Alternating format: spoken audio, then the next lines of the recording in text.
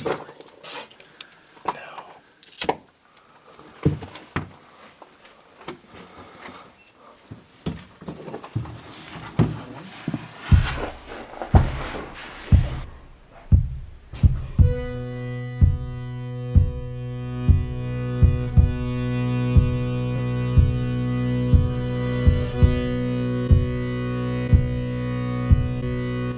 Chillingham Castle is located in northeast England in Northumberland, a rural county on the border with Scotland.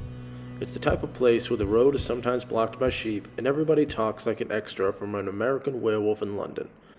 The castle was built in the late 12th century and was originally a monastery, which would have been creepy enough already before the centuries of torture and execution, but why not throw some of that in for flavor? The castle was of strategic military importance due to its proximity to the Scottish border during those times when Scotland was trying to gain independence from Great Britain, which lasted from the late 1200s till about 6 years ago. Since those halcyon days of Scottish border skirmishes, Chillingham Castle has been a place where undesirables are brought to be dealt with in the harshest way possible, for that is the English way.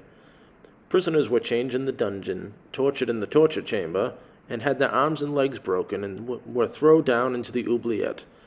For those of you who were born after oubliettes fell out of fashion, an oubliette is a sort of sub-dungeon where the most undesirable undesirables are sent. Often a trapdoor in the floor of the dungeon will be the only access point for the oubliette, and will lead to a 20-foot drop into a pit of darkness and despair, so it's a bad place to drop your cell phone. An oubliette is like a garbage chute for humans, except instead of eventually getting removed and dumped somewhere, they stay there and dissolve into bones and nobody talks about them ever again. In fact, the word oubliette comes from the French word oublier, meaning to forget.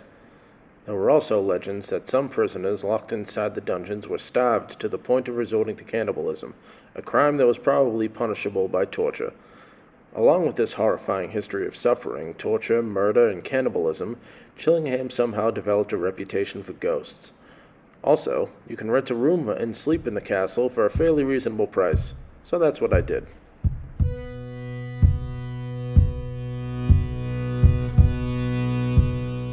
We arrived late in the evening as the sun was setting over the placid northern English countryside.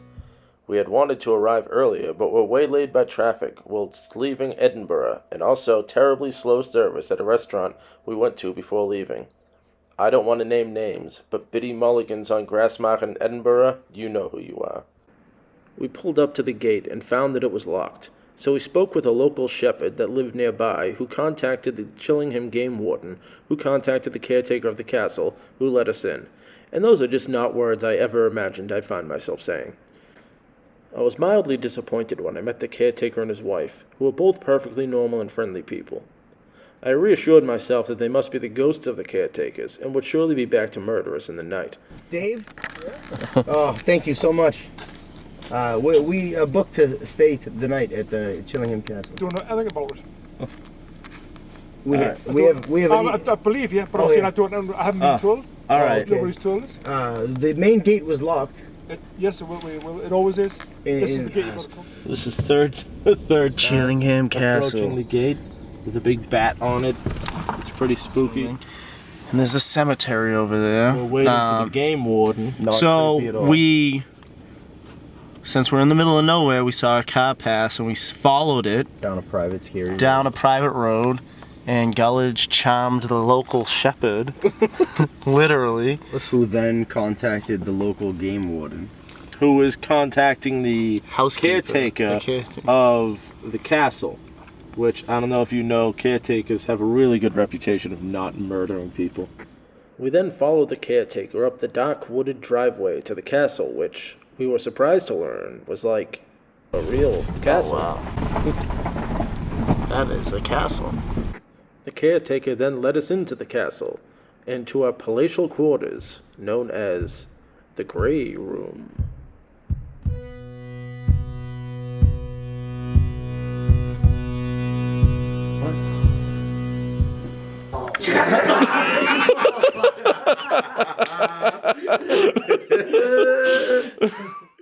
We were all giddy with excitement for our night in this fortress of horrors. As we got ourselves settled, I set about taking pictures and video of every room in the hopes that some ghastly specters would be visible when I looked at them later. Be sure to tell me if you see anything I missed. The room is named after the Grey family, whose bloodline has owned the castle since the 13th century, dating back to Earl Grey of tea fame. Alright, so here we are in Chillingham Castle. This is the Grey room, the ghostliest room in the castle, as far as I am concerned. This place is very spacious. We've got like several rooms. This is the double room. This is the room all three of us are going to be sleeping in. Haunted though it may be by the souls of tortured peasants and murderous aristocrats, Chillingham Castle was by far the nicest place we stayed on our 2-week trip. Our Blackpool rat nest was much scarier than this. As we prepared ourselves to venture into the unknown outside the castle, I left my camera on the table in the hopes that it would record something spooky happening. Did I capture any evidence of the paranormal happening? You be the judge. But no. No, I did not. Here it is fast-forwarded if any of you want to play along.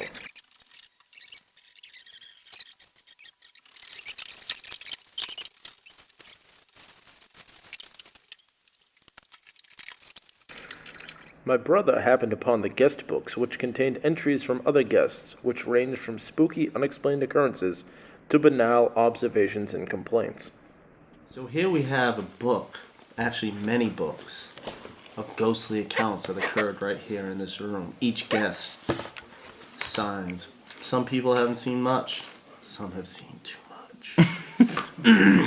Here's one entry on June 27th, 2016. Only a few months ago. 16 ghostly experiences my mother and I had in the Grey apartments where we sit right now.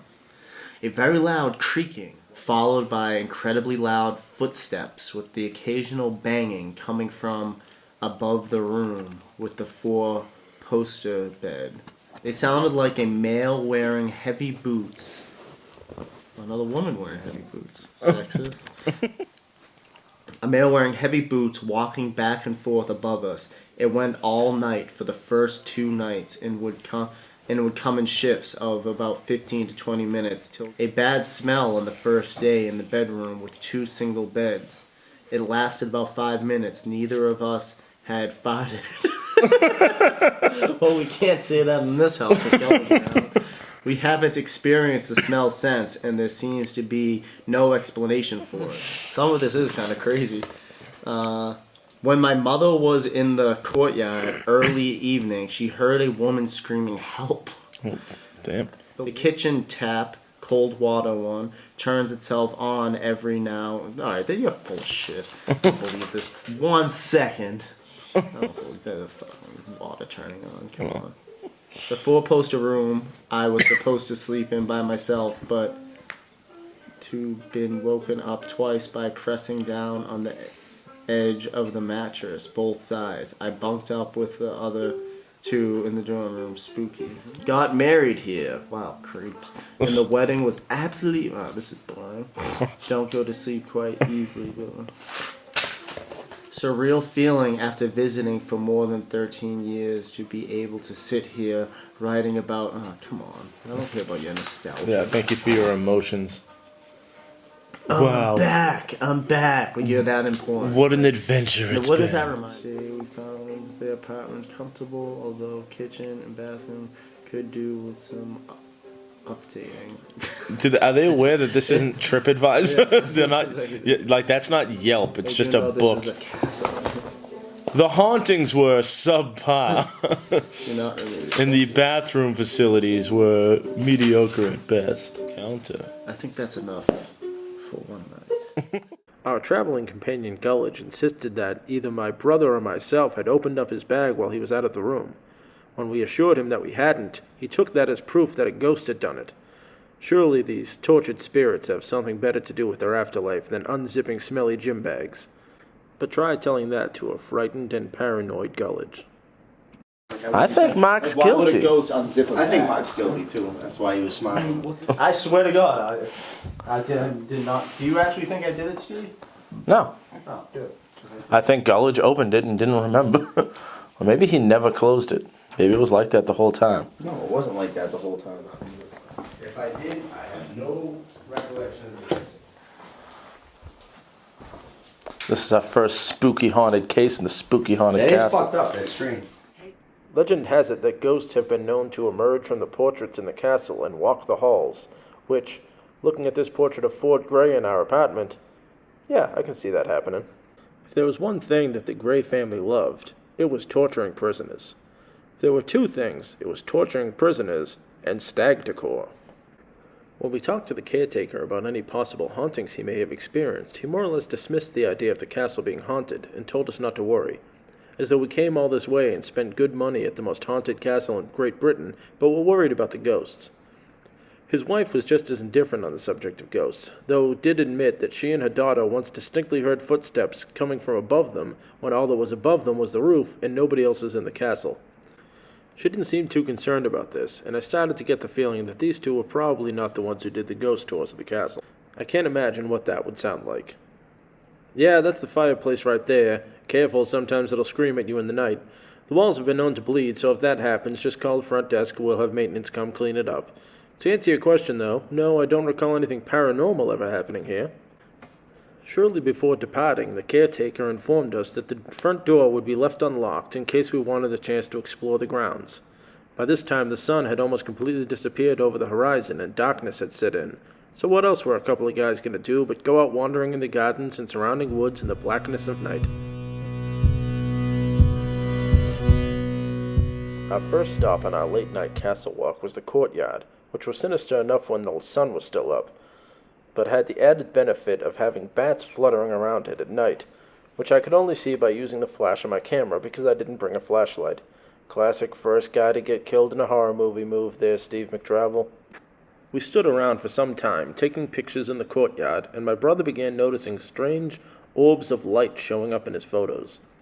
Personally, I've always found orbs to be the most boring form of haunting imaginable, and it's probably something that can be easily explained logically, but if you're the type of person who would say that when you're exploring a haunted castle at night, then I'm glad you weren't there to spoil our fun.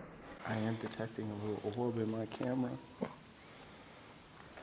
Look at that.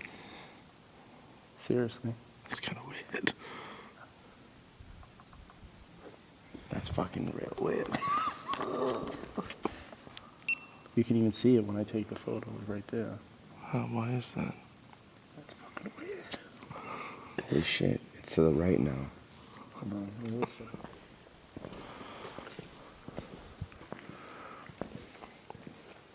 it? Is there anyone alive out there? Are there any spirits haunting this place? Dude, that's spiderweb. I'm feeling. Dude, what the fuck is that? And I think I actually saw something. Like when I saw something in front of me first. Do it again. Dude. It is weird. Yo, that's dude, this spot. It's just like weird. Look. Why is this spot like that? It must be the light from up there. At some point, we had to collect ourselves and move past the courtyard, for there was still much to explore on the castle grounds. We moseyed through this ominous gate toward the Chillingham Castle gardens, where we got an impressive and terrifying view of the castle at night. Its windows aglow with yellow light, it looked less like real life and more like a poster for The Haunting of Hill House, or that really shitty 1999 movie, House on Haunted Hill, that had Jeffrey Rush and Chris Kattan for some reason. After traipsing through gravel and mud in the darkness for about 10 minutes, we came upon yet another ominous gate, which led us to the actual garden, where we met our new friend, the most unnecessarily creepy statue I've ever seen. Yeah, that's definitely a bat. That's freaking creepy. If that thing moves, I'm gonna cry until I'm dead. Maybe it was just me overreacting to the whole haunted castle scenario, but something about this statue was just very unnerving to me. Its hands were bound behind its back, and it was wearing a crown of thorns, though it was decidedly not Jesus. In fact, it looked more like Moby or Michael Stipe. I really hope whoever bought this statue did so to enhance the creepy factor of the garden, because if they thought it was just a nice statue, they must be out of their goddamn mind. Nevertheless, we continued to walk around and soak in the more conventional creepy castle fare, such as the trickling fountains, shining reminiscent hedges, and the statue of Neptune holding a trident, while also making time to occasionally accidentally scare the shit out of each other. Tell us what just happened. What just happened was Mark's dressed in all black. It's pitch black out here. So are you. Yeah, but I'm just saying right now, this is what just happened to me, is I came out from those bushes there and couldn't see anything, and then just fucking heard and saw a human standing there, and I just was not expecting that, and I literally almost did a Guggenheim in my underwear. However, despite all this jumping at shadows, we were disappointed that we had not yet encountered anything that could be truly described as paranormal. No, that wouldn't come until our next location, St. Peter's Parish Church.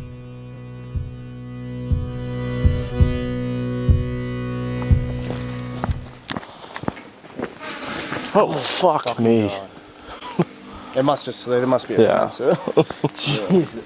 Oh, we just passed it right there. After surviving the horror of a motion-detecting automatic gate, my brother, my gullidge, and I headed for the grounds of St. Peter's Parish Church, the small Norman-age stone church that serves the Chillingham community, both living and dead. Our main intention was to explore the cemetery we had seen when we arrived, as we assumed the actual church would be locked. Well, apparently Northern English Anglican hospitality precludes the locking of doors, because much to our surprise, we were able to walk right in.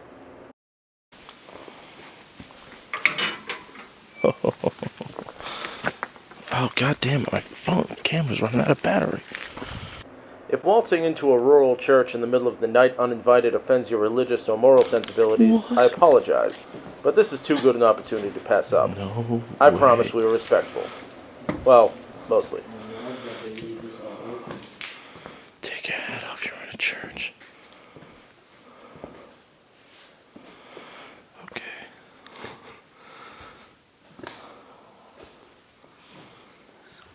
Founded in the 1100s.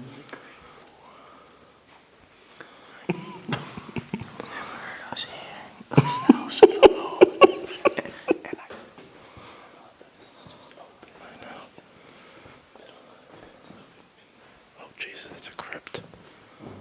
Oh, God.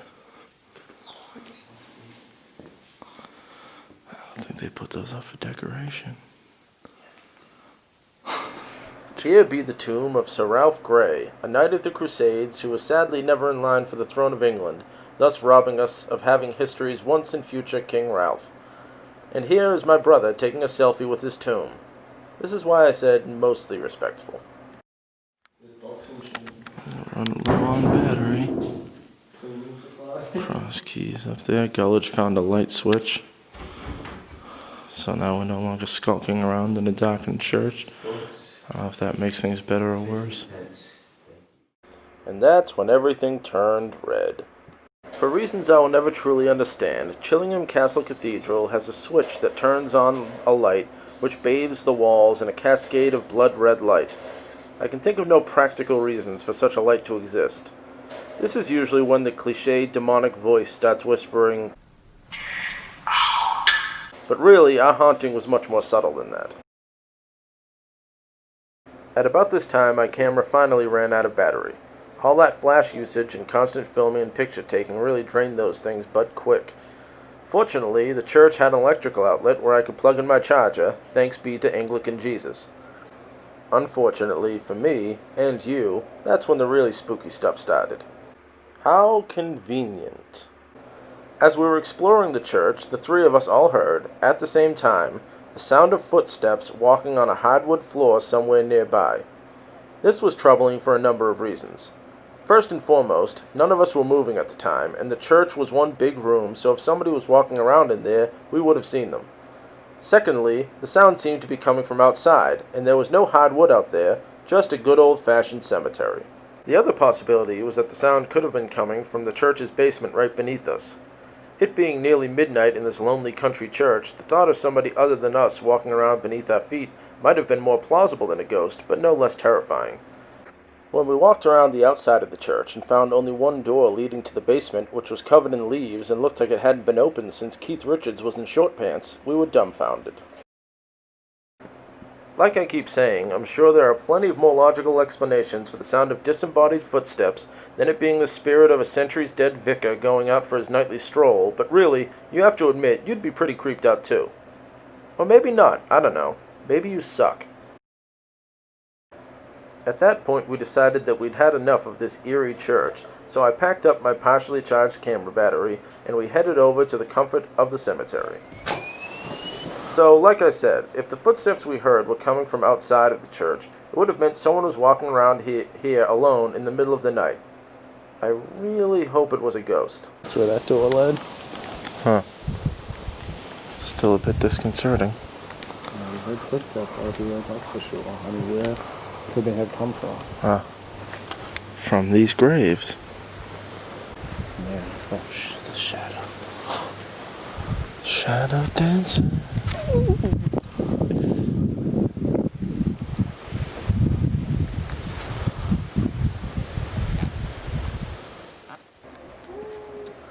If we're not supposed to be in here, why did they leave every door unlocked? They didn't say we weren't supposed to be in there, so don't steal shit. Huh. Great grass. Yeah, it's very soft.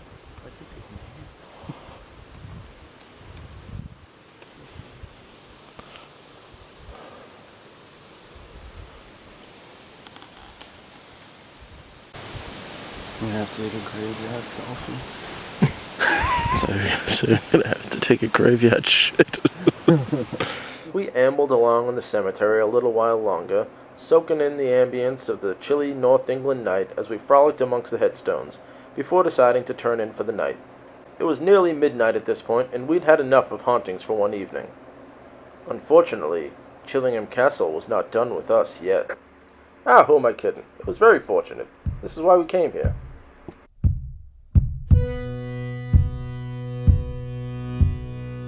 After the unearthly mysteries of the church and graveyard, we felt we had sufficiently frightened ourselves for one evening. We went back into the castle, taking care not to make too much noise so we wouldn't wake anybody, as it was now past midnight. As we made our way through the side room that would lead us to the courtyard, we saw a sign next to a small door that read Dungeon. We didn't have to give it much thought. The night time is the right time for dungeon exploration. These skis.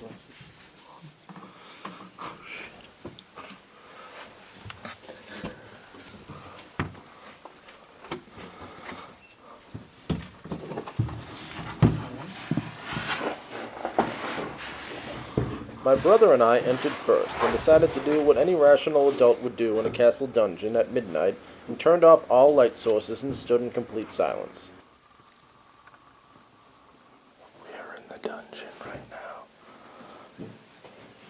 That's probably the only thing you can see. Yeah, I'm gonna shut the door.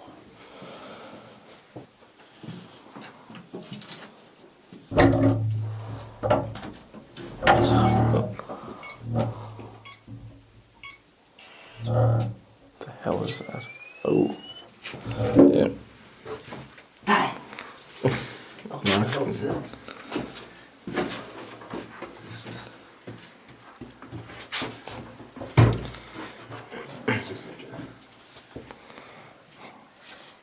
Did you hear that? That's not real, is it? Those bones? Where? Bones Looks like animal bones. That's good. That's not real. It's probably real animal bones, but not real human bones. You think people put them in there? So they tortured in here? Yeah. Like legit, this was like this castle has like very bloody history. Yeah. Oh shit. What's down Oh Jesus, I'm standing on that. Dude, is there more bones down there? That's what it looks like to me. It's a lot of bones. What the hell? From what? Oh, that's where that breeze was coming from. Feel it? Yeah. And then the haunting began again.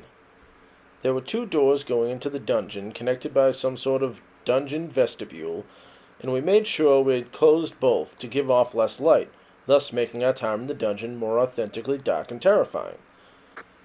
Once again, while inside, we heard somebody walking outside on a hardwood floor.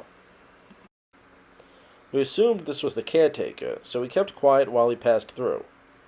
Then we heard one of the doors leading into the dungeon creak open and saw the light come in, so we assumed he knew somebody was in there, and we decided to file out of the dungeon like embarrassed children filing out of a medieval dungeon.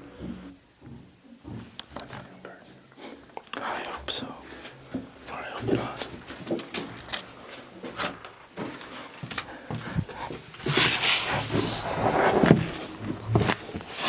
Jesus.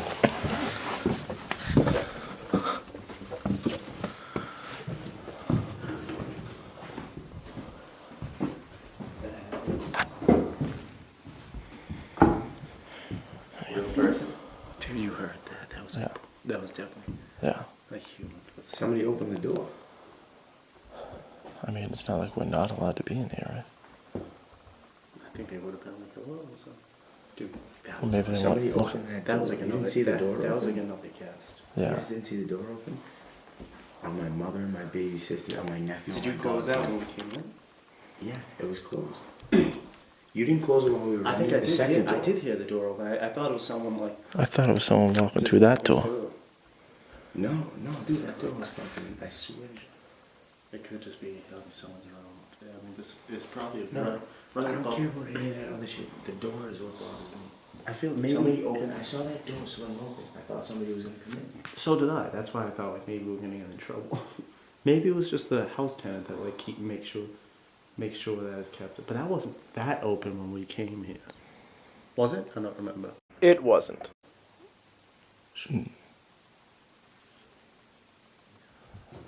Yeah, somebody opened. That was Whatever. crazy. Just to be They in might my have own just here. been Boom, boom, boom. Like just hearing I footsteps. don't think. I don't think I need to reiterate the fact that I believe in logic and reality and all that jazz once again, but here I go anyway. I personally don't believe in UFOs, astral projections, mental telepathy, ESP, clairvoyance, spirit photography, telekinetic movement, full trance mediums, the Loch Ness Monster, or the theory of Atlantis. But if I'm spending the night in a spooky castle and I hear some unexplained footsteps while hunkering down in the dungeon, I'll believe anything you want. After this second brush with the afterlife, we decided it was finally time to eat some dinner, collect our thoughts, and hopefully get some much-needed sleep. Though God only knows how we'll get any sleep after what we experienced in Chillingham Castle.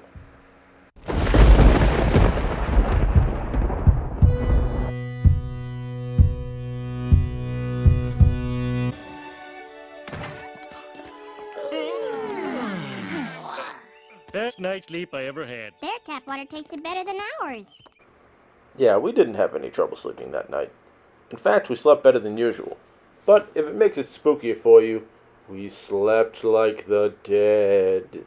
Sadly, we had only one night in Chillingham, and we had to be on our way as we had a 7-hour drive across Scotland to the Isle of Skye ahead of us. But before we departed, we had a few stops to make. First, back at the dungeon, we evaluated the likelihood of human interference in our haunting the night before. And we heard very clear, distinctive, like what we assumed was just like the housekeeper or whatever walking through, and then the door pushed open. So I came out to see who was there, assuming that maybe we shouldn't have been in there, and no one was there. And we kind of dismissed it, being like, no, that had to be, that had just to be the housekeeper or something. But then the more I think about it, is I came out pretty quickly and no one was here at all. And assuming that it was a housekeeper, because why would, the only person that would push that door open would be someone who worked here, maybe being like, oh, that's supposed to be open. So assumingly they would be going this way, which means we would have heard this door open, and this door also swings. Huh. So this would have been like swinging, assuming. Or they went down this way, and we probably would have heard them going down these stairs. Yeah. But So we were leaving the castle pretty satisfied that we had at least 2 possibly paranormal experiences. I wish you were filming when the lights went off. Yeah. Oh, yeah. So the lights went out. We're all sitting around a table eating spaghetti with tomato soup. And all of a sudden the lights went out. The only thing lighting the room was the fire Gullidge built. And we were all quite spooked, Mark especially. no, I wasn't. You cried. No, I did not. So what did the lady say? I was just like, I was like, oh, like, is it alright if we walk around the grounds a little bit? She's like, oh, sure, you can go into the garden. You just go through these doors, and I was like, oh, like what's over there? Like, can we walk down there? She's like, oh, nothing really, like this, nothing really to see. I was like, oh, nothing to see over there. She's like, that's just where the hanging trees are. Like, I don't want it. There's no interest in that. But we have a lovely garden. We saw the garden already, lady. We want to see the hanging trees. Our last spot to visit were the ominously named hanging trees, which the castle staff referred to dismissively as though a hanging tree was something so common that you would see them in Better Homes and Gardens magazine. Have these people become so desensitized to ghosts and dungeons and hangings that they think it's just a normal part of everyone's life? Is this like how Southern people don't get why nobody else cares about college football? Oh, nothing to see down there. Oh, it's only the hanging trees where they hanged the worst murderers Yorkshire ever had, even though we're not in Yorkshire, whatever. We sauntered for a spell through the lovely green forest, searching for some scary trees. It's actually quite tranquil and lovely in here. But really, we just wanted to savor our last moments at this gloriously frightening and frighteningly glorious corner of England. One night of haunting just wasn't enough.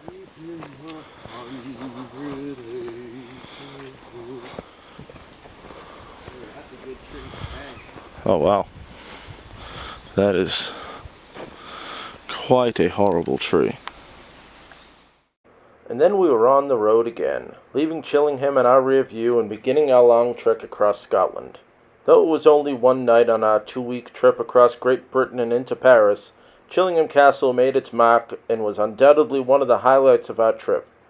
So if you find yourself in this corner of the world and are willing to suspend disbelief long enough to jump at every shadow, whisper, shh, shh, did you hear that?